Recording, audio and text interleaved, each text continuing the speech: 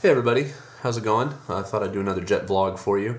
One of the interesting things about me getting ready to move back to Japan this summer is that unlike when I went on jet in 2004, I'll know what, I know what to expect. I've done it before.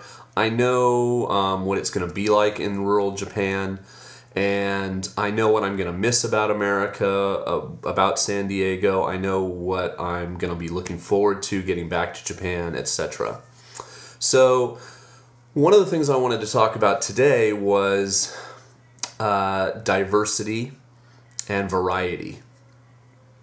Variety, I guess, the thing that spurred this thought was, I went shopping the other day. I got paid.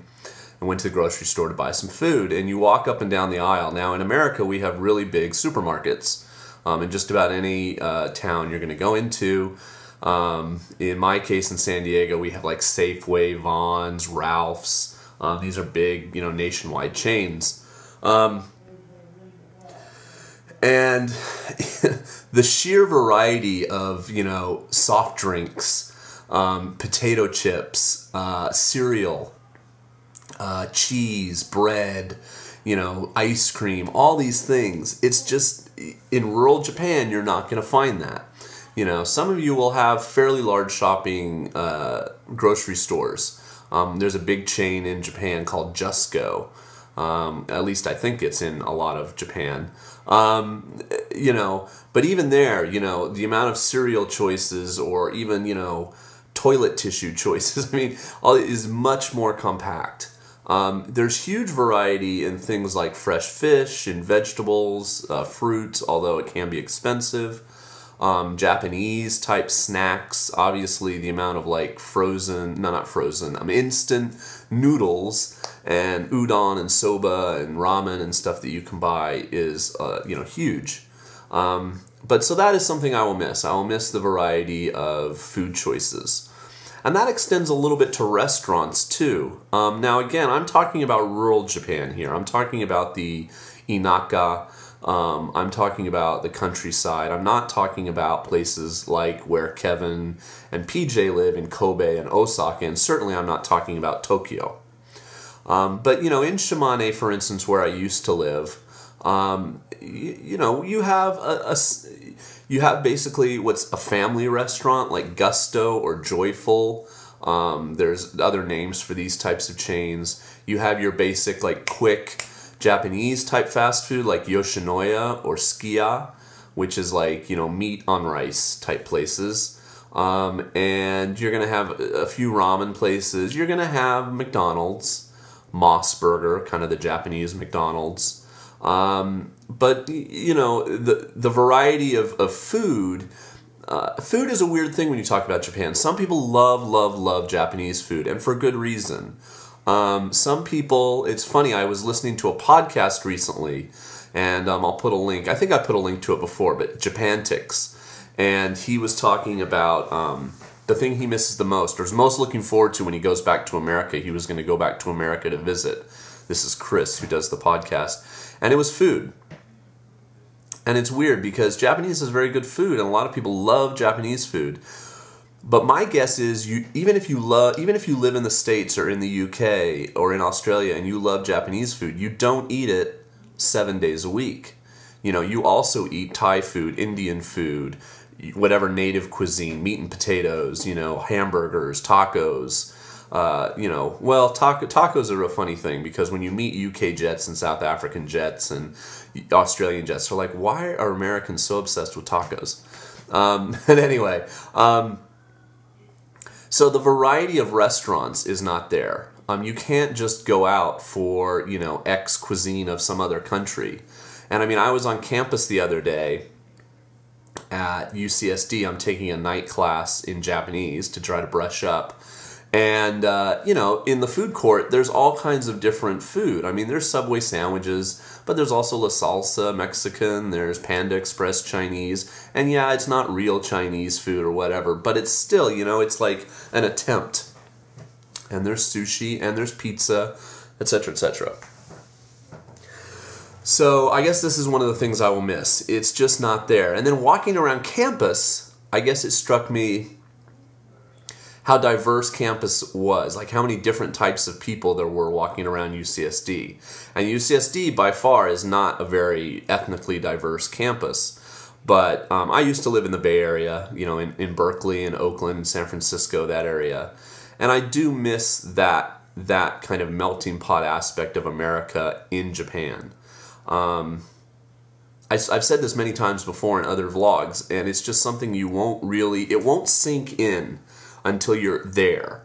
But, you know, Japan is 99% Japanese. You know, it's just...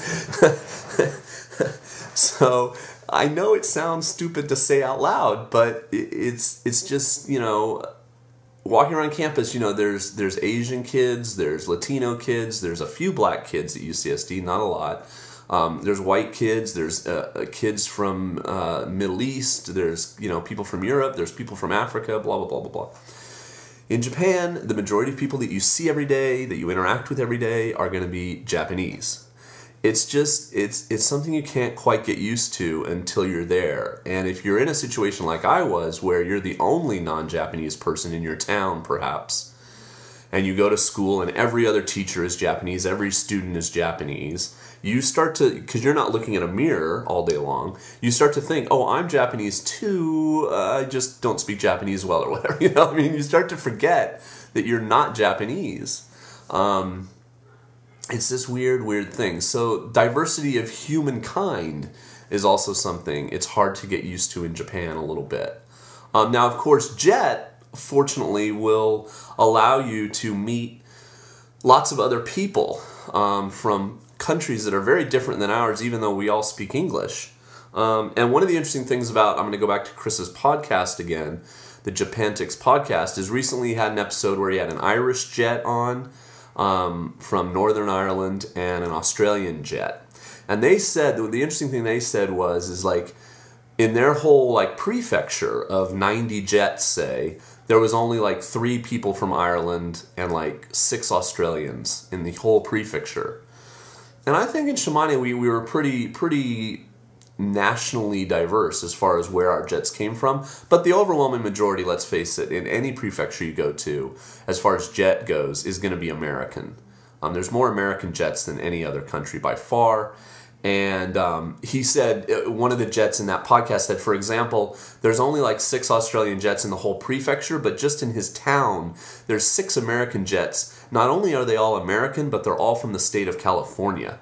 So having people around you that know your cultural whatever, you know, your sayings, your references, your food, is important. And I guess it's just a different experience if you're from, say, South Africa or Jamaica or one of the smaller countries that sends jets. Obviously, there's the big 6. Canada, America, the UK, Australia, New Zealand, and, you know, Ireland, South Africa.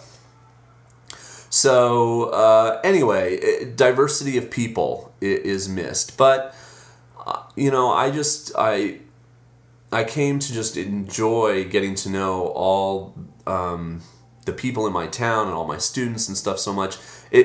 You'll get over it, but sometimes it's nice. It's just nice to have someone you can just come and you can talk to. You have a common frame of reference. You can speak English, etc. And it's nice sometimes just to have your box of Captain Crunch or whatever cereal you like. So there are things I will miss about America when I move back that you won't find in Japan. You just won't. You can import them, you can try to get around it, you can meet people from other countries, other ways, but just simply put, if you're put in a rural placement, which 80% of you will be, the diversity of restaurants, available food, and the diversity of people, variety of people, is just not going to be the same as any country that you're from, most likely. Alright, my thoughts of the day, and hopefully most of you will find out where you're going in Japan very soon. Okay? Peace. Thanks for watching. Bye.